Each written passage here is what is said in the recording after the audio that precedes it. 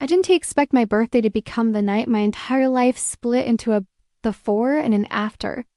I'd planned something small, just friends, music, cheap decorations, and the big moment where I'd finally share my pregnancy news. I imagined smiles, hugs, maybe even a few tears. What I didn't imagine was watching my boyfriend stand in our living room with a gift box in his hands that would burn itself into my memory forever. Justin and I had been together for 3 years of building routines, arguing about takeout, making plans we couldn't always afford, dreaming about futures we never fully defined. By our second year together, we were already living in a cramped apartment with mismatched furniture and a rent bill that made us wince every month. Not glamorous, but it felt like ours. I honestly thought we were solid, stable, going somewhere.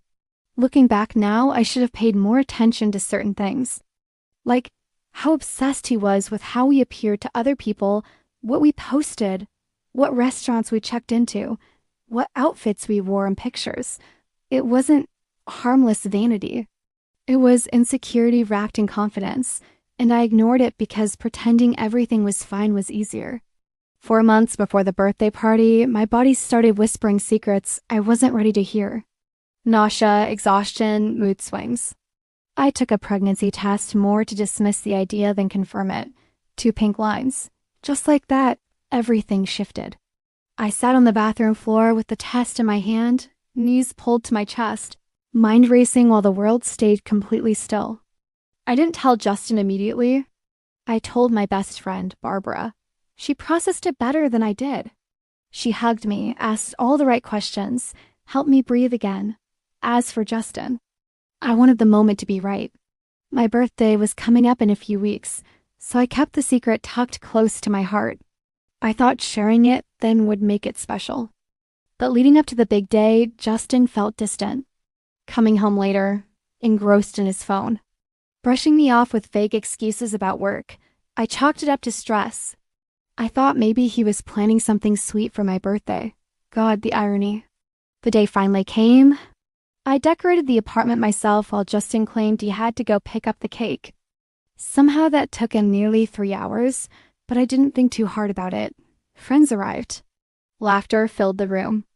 Barbara kept throwing me supportive little glances, the kind that made my nerves dance in my stomach.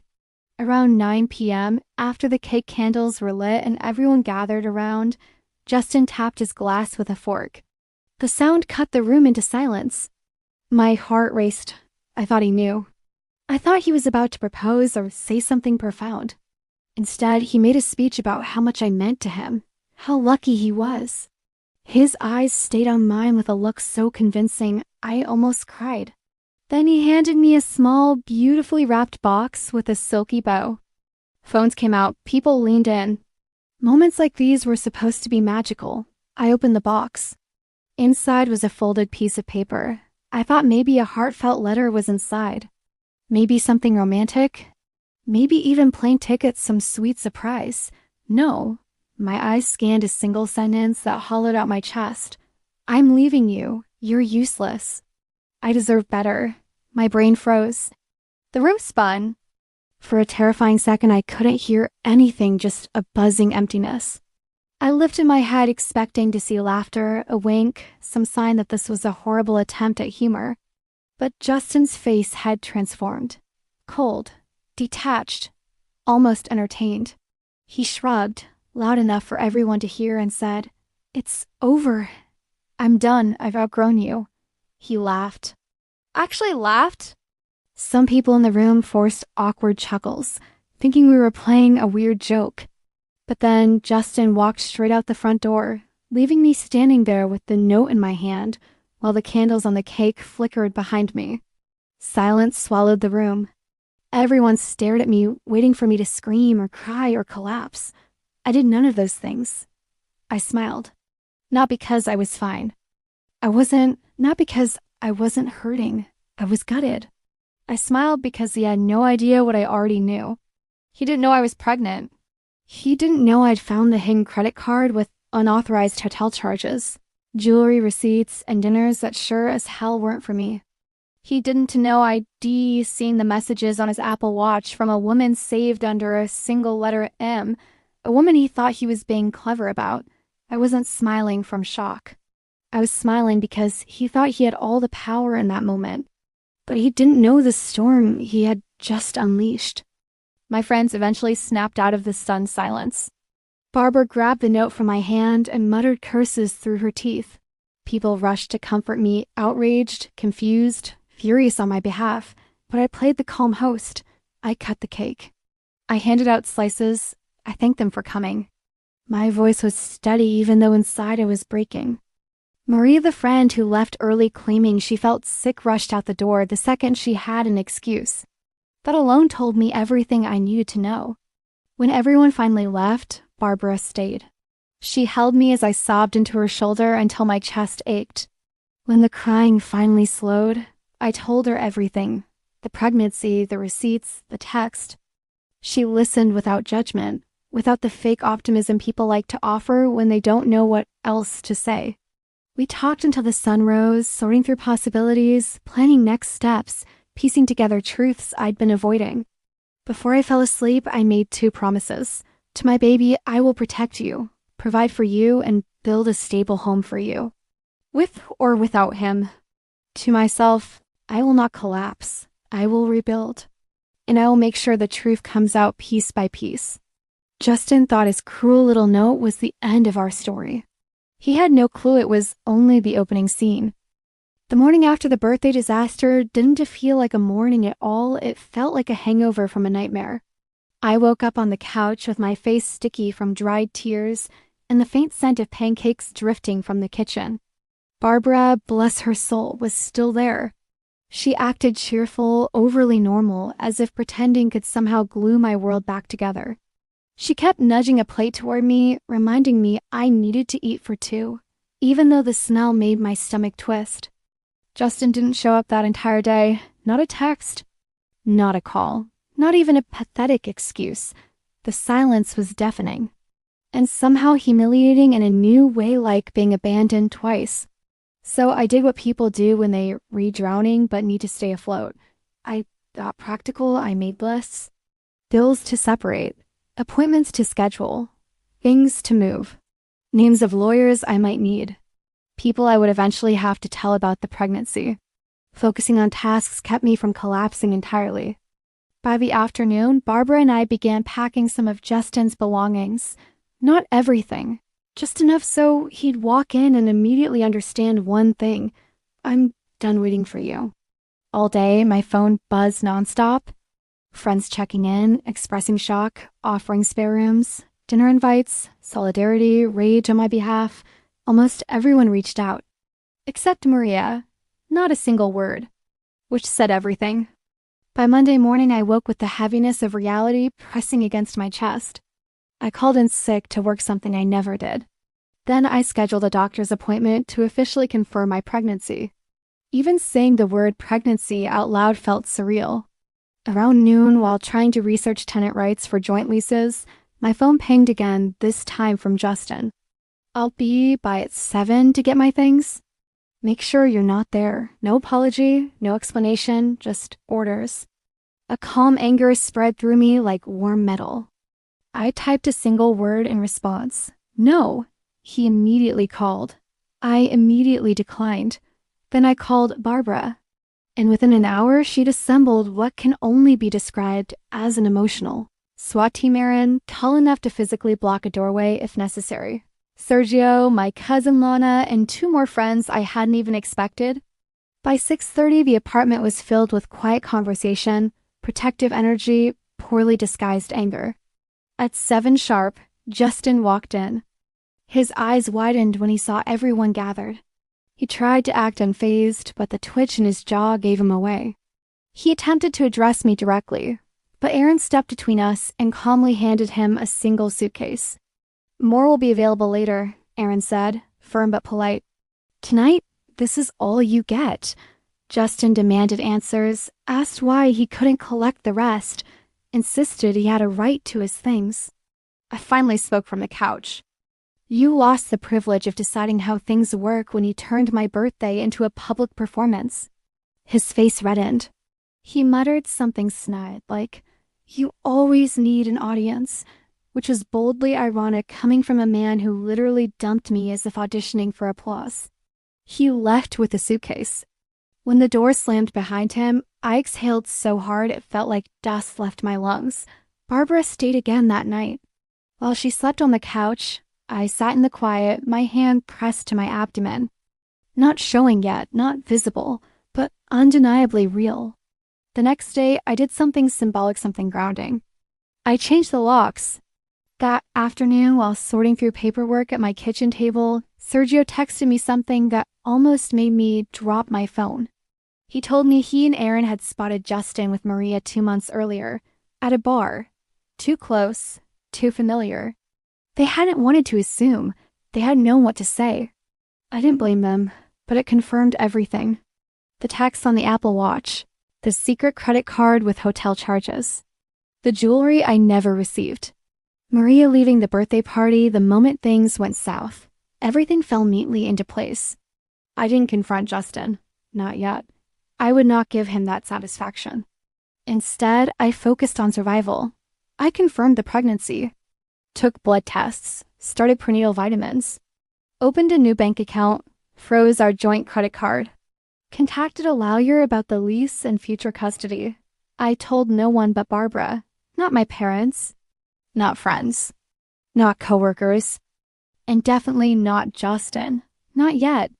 2 weeks after the birthday disaster, Justin texted again asking if we could talk like adults and sort things out.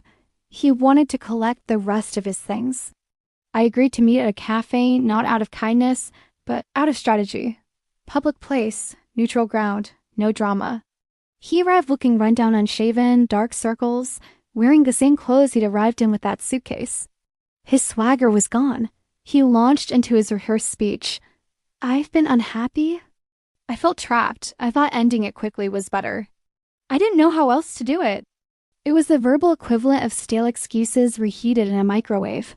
I let him ramble, and ramble, and ramble. Then I dropped the question like a stone into a still pond. Is Maria making you happy? His entire face collapsed. He stuttered something about misunderstandings and timing and complicated feelings. I didn't dignify any of it with a reaction.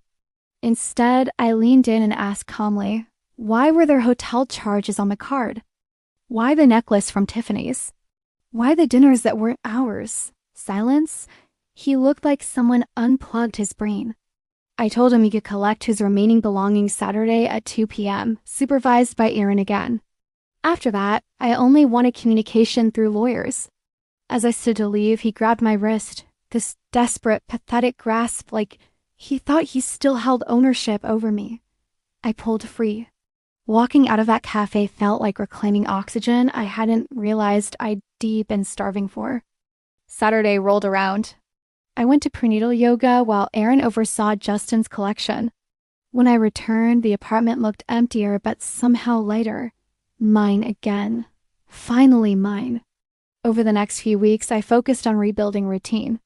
Doctor appointments, meal planning, budget spreadsheets. Slowly rearranging the apartment until it felt like a place I belonged and not one I shared with ghosts. And then I ran into Maria. Of course I did. Standing in the grocery store aisle holding a discount pack of prenatal vitamins because I was budgeting every penny. She looked exhausted, not smug, not proud, just drained. She apologized. A real apology, not one of those flimsy social ones. She told me Justin had fed her the same lie he was probably telling everyone, that we were basically over, just roommates, blah, blah, blah. She believed him. Until she didn't. Until she realized she wasn't the only other woman. I told her I wasn't interested in comparing betrayals. Her face softened. She nodded. We went our separate ways. But before she left, she told me something significant. Justin had been fired 2 weeks earlier. And just like that, his carefully constructed image began to crack. Later that night, Justin showed up at my door sober but frantic. He asked if I'd seen Maria. He asked what we talked about. He asked if I knew about the job. I confirmed nothing except what affected me. He crumbled. No job, no Maria, no financial safety net. No control. Nothing. He cried the broken, unfiltered kind. For a fleeting moment, a small part of me wanted to soothe him. But then I remembered the note. You're useless. I set boundaries. Non-negotiable ones. Child support. Scheduled visits. Legal agreements. No more emotional manipulation. I told him to rebuild his life for the sake of the baby, not for me. For the first time, he actually listened. Not defensively. Not arrogantly, just listened. He left that night looking small, humbled, stripped of the arrogance he'd worn for years. And for the first time since the birthday disaster, I felt something unfamiliar. Relief. The next several weeks passed in this strange, in-between state. Like I was living a life that was mine, but also not mine yet. Everything felt new and terrifying and fragile. My body was changing faster than my mind could keep up with. And every time I caught my reflection, I had to remind myself, this is real. This is happening. This is us now. I threw myself into preparation not because I felt ready, but because doing something, anything, made the fear quieter. I repurposed half my bedroom into a tiny nursery. Barbara and I spent 3 hours assembling an IKEA crib that definitely should. That come with a warning label and a mental health hotline. I bought a changing table from a thrift shop and scrubbed it like I was disinfecting a crime scene. I folded impossibly small onesies and lined up baby bottles I wasn't sure I didn't know how to use. The apartment was shifting, becoming a new space. A new future, a new world. Justin sent the occasional text short, cautious, almost clinical. How's the baby? Any updates from the doctor? Let me know if you need anything. I answered politely but carefully. Things felt delicate, like holding a glass sculpture in my hands. Then came the incident. And believe me, it earns the title. It was a random Saturday afternoon. I was at Target, waddling slightly, because my back was killing me, trying to decide whether buying diapers in bulk was smart or insane, when suddenly my cart bumped into another. I looked up, and there she was, Maria, of all people. Again, but this time, her expression wasn't guilt or discomfort. It was relief, like she'd been hoping to see me. She asked how I was feeling. Not fake concern, not pity, actual, genuine curiosity. She even smiled at my tiny bump. I wasn't sure how to respond at first. It felt surreal, standing in the baby aisle with the woman who helped break my relationship. But then she said something I didn't expect. I'm really sorry. Truly. It wasn't defensive. It wasn't rushed. It wasn't to make herself feel better. She explained how Justin had fed her this whole narrative, that we were basically done, that I was just clinging to the lease, that he was unhappy and trapped and misunderstood. Apparently, he painted himself as this poor nobleman forced into a tough situation by a cold partner. Classic actor, wrong audience. She confessed she'd found out he was seeing yet another woman while dating her. The sick irony of it hit us both at the same time. I almost laughed, but not from humor, from clarity. When we parted ways, she said something that stuck with me. Be careful. He's unraveling. I didn't know how right she was. That evening, as I was folding tiny baby socks and listening to a podcast, my doorbell rang. I checked the peephole, thank you, Barbara, for drilling that habit into me, and saw Justin standing there. Sober this time, but rattled, eyes fatigue-lined, posture slumped. I opened the door, but didn't invite him in. Did you see Maria? He asked, voice tight. Yes. What did she say? He pushed, trying to sound casual, but failing miserably. Mostly the truth, I replied. About you? His jaw twitched. He shifted from foot to foot before dropping the real news. He'd been fired, laid off, let go. Whatever term made it sound less like his fault. But the panic in his eyes told the whole story. His world was crumbling again, and he had nowhere to land. He started spiraling, saying everyone was turning on him, that people were against him, that I didn't understand how much pressure he'd been under. I let him talk. I didn't comfort him. Not this time. When he finally ran out of self-pity, he sat down on the top stair outside my door, hands in his hair and whispered, "I'm scared." It was the first honest thing he'd said in months. The instinct to soothe him flickered. But then I remembered standing at my birthday party with that note in my hands, surrounded by laughter that wasn't mine. So instead of comfort, I gave him clarity. "You have two choices," I said. "You can keep feeling sorry for yourself, or you can grow up and become a father." He looked up at me, eyes red, and for the first time, he actually seemed to hear me. Really hear me. Not as his ex, not as someone to use, but as the mother of his child. He asked if we could talk inside. I hesitated. But something in his face wasn't manipulation. It was defeat. And defeat can be a strange doorway to humility. I let him in but kept the door open. We sat at my tiny kitchen table. He asked questions, real ones, about ultrasounds, about the due date, about delivery plans, about pediatricians, about money. Not performative concern, authentic curiosity, fear, uncertainty, responsibility, all mixed together. It didn't excuse anything, but it meant something. When he left, he promised two things. He would sign the child support agreement, and he would find a new job, even if it wasn't glamorous. For once, I believed him. Over the next few weeks, things slowly shifted. Justin found a job not impressive, not high-paying, but stable. He actually signed the legal paperwork without arguing. He attended a parenting class at the community center. He showed up on time for doctor appointments. He asked about the baby in a way that felt real. It was strange. Not forgiveness, not reconciliation, but transformation on both ends. Meanwhile, I was rebuilding my world brick by careful brick. My mom sent money to help. Barbara visited constantly. I worked remote gigs and saved every spare dollar. I repainted the living room a soft sage green. I started feeling Kix light flutters that made everything worth it. And then, one evening, there was a package at my door. Inside was a simple leather-bound journal. The note attached said, "For your plans, your thoughts. And for every chapter you're going to write, you were never useless." I was just too selfish to see your worth. I didn't reply. I didn't need to. Some things aren't meant to be acknowledged. But I opened the journal, and I started writing. Because my life wasn't ending. It was beginning. Time blurred and sped up all at once. One minute I was rubbing my growing belly, wondering when the heartburn would give me a break, and the next, I was in full nesting mode, washing baby clothes, rearranging furniture, obsessively comparing stroller reviews at 2 a.m. like a woman possessed. It wasn't glamorous. It wasn't peaceful. But it was mine. By the 7th month, my apartment had fully transformed. The crib was finally assembled after a meltdown, an Allen wrench, and Barbara threatening to set the instructions on fire. The changing table sat perfectly in the corner.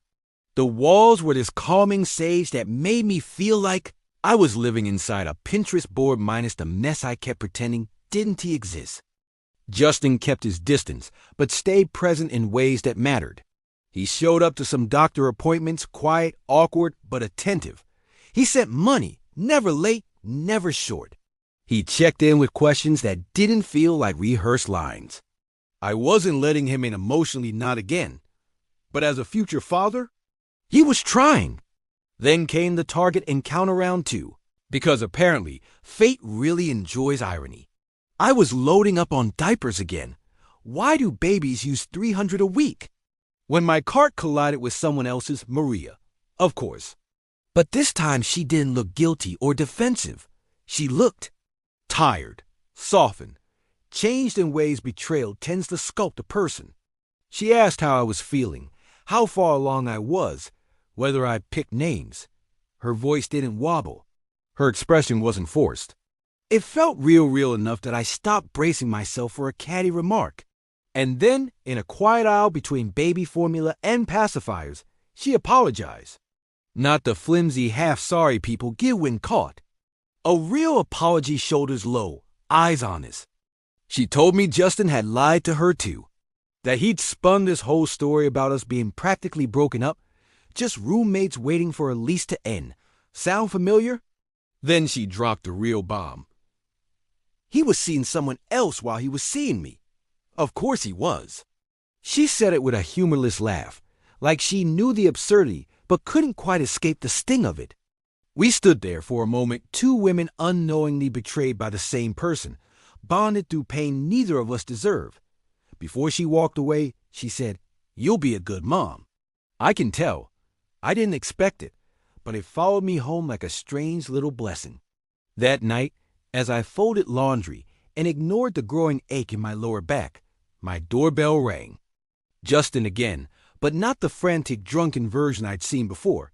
This Justin looked hollow, sober but unraveling, angry at the world but trying to hide it. He told me he'd lost his job, that things with Maria had ended in flames, that he was barely keeping his head above water. He tried to play it off acting like he was just being informative, but the fear in his eyes gave everything away. He wasn't coping. He wasn't stable. He wasn't okay. And for one fragile moment, I felt something like sympathy. Not for him as my ex, but for him as the father of the tiny life growing inside me. He asked about the baby real questions this time. Development, movement, doctor notes. He even got choked up when I mentioned the first kicks. But then he started spiraling again, talking about everyone turning against him, how nothing ever went right, how he felt like the world hated him. Gone was the polished man who walked out of my birthday party with a smirk. In his place was a scared, overwhelmed version of him I'd never seen, and maybe never would have seen if life hadn't kicked out the last support beam holding up his ego. I let him sit at my kitchen table for a bit, doors still open, boundaries intact.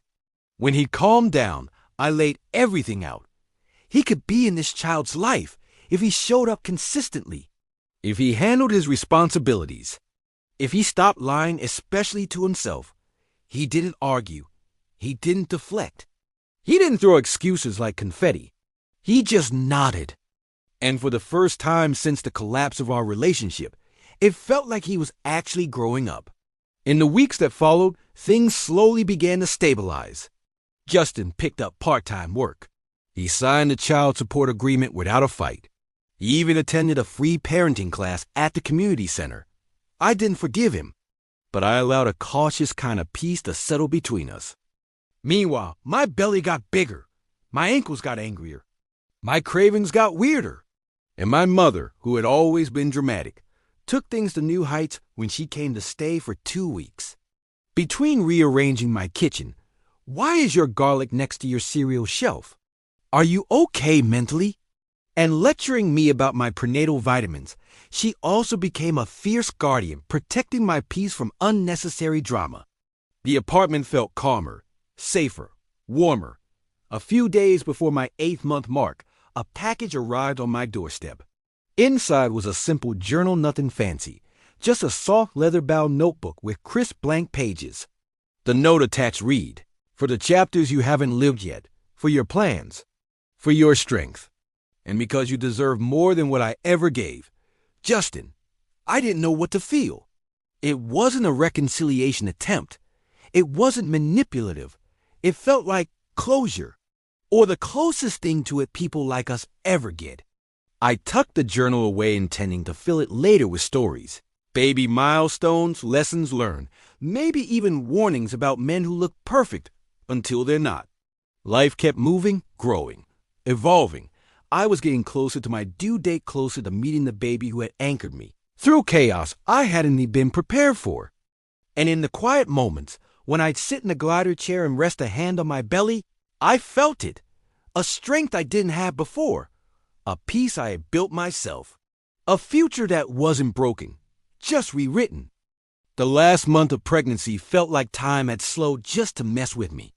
I couldn't bang, couldn't sleep, couldn't walk without looking like a penguin with back pain. Every Braxton Hicks contraction convinced me I was going into labor, only for my uterus to go, "Just kidding." But the nursery was ready. My hospital bag was ready. I was ready, terrified, excited, exhausted, but ready. Justin had been surprisingly steady during that final stretch. He checked in regularly, nothing emotional or clingy, just practical questions about doctor visits and crib setups. Sometimes he'd bring food, like he finally understood nutrition mattered to more than just his gym days. Then one night, everything shifted. 2:13 a.m. my water broke. Not like the dramatic movie splash, more like a, did I just pee myself or is this happening? Moment. 5 minutes later, the contractions hit like a freight train. Barbara got to my apartment in record time, hair in a bun, jacket half on, breathless like she had just outrun the apocalypse.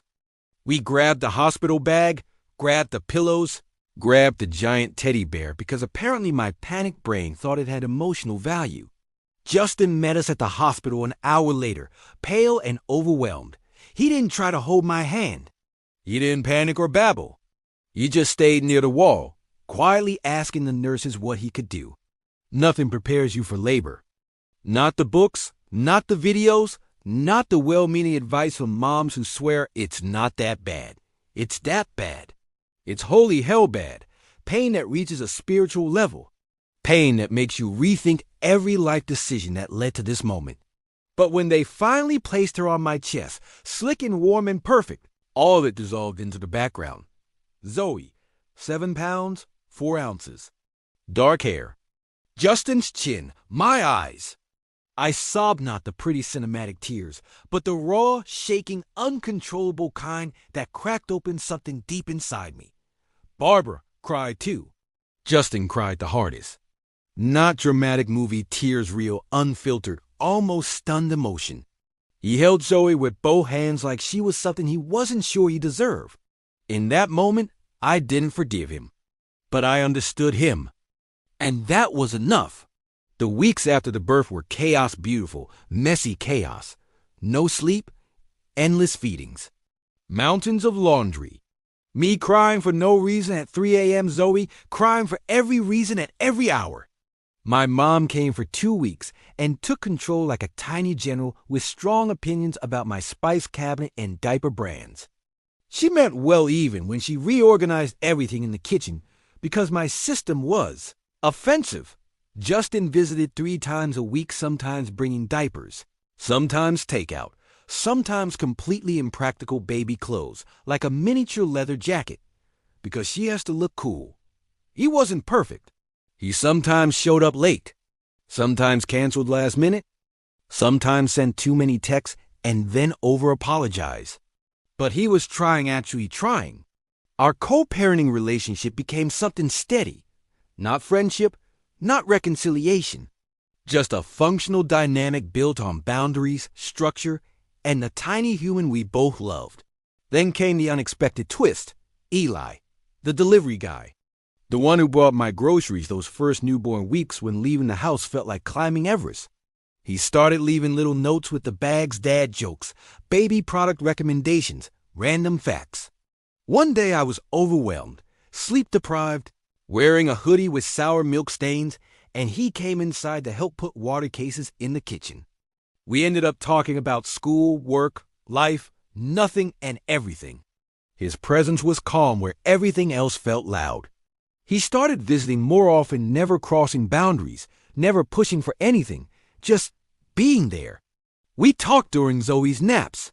He made me laugh when I couldn't remember the last time I had. It wasn't a romance. Not yet, maybe never. But it was something warm, something gentle. Justin noticed. One afternoon during a visit, he saw Eli leaving, and there was a flicker in his expression I couldn't quite read. Regret? Jealousy? Realization? He made a comment about moving on fast, then immediately apologized like he knew it wasn't his place. For the first time in years, I didn't feel guilty for choosing myself. A year after the birthday disaster, I hosted a small gathering, nothing fancy, just the people who mattered. Barbara, Aaron, Sergio, Lana, my mom on video call, Zoe napping in her bassinet. Justin stopped by only to drop off a gift, a delicate bracelet with Zoe's birthstone. He didn't stay. He didn't linger. He just said, "You're doing an amazing job," gave Zoe a soft kiss on the head, and left. As I looked around my apartment filled with warmth, laughter, the soft hum of people who truly care, I felt something settle inside me. Peace. Real peace. The kind you build, not find. I thought about the girl I was a year ago, the girl holding a breakup note at her birthday party, stunned into silence. She was broken, blindsided, terrified, but she was also the beginning of the woman I am now. A mother, a provider, a survivor, a woman who rebuilt her entire life from splintered pieces and made it stronger. People always ask if I regret any of it: the breakup, the betrayal, the humiliation, the pregnancy, the struggles, the exhaustion. But when I look at Zoe sleeping peacefully, her tiny hand curled around my finger, I know the truth. Everything that shattered me also saved me. And I wouldn't rewrite a single line.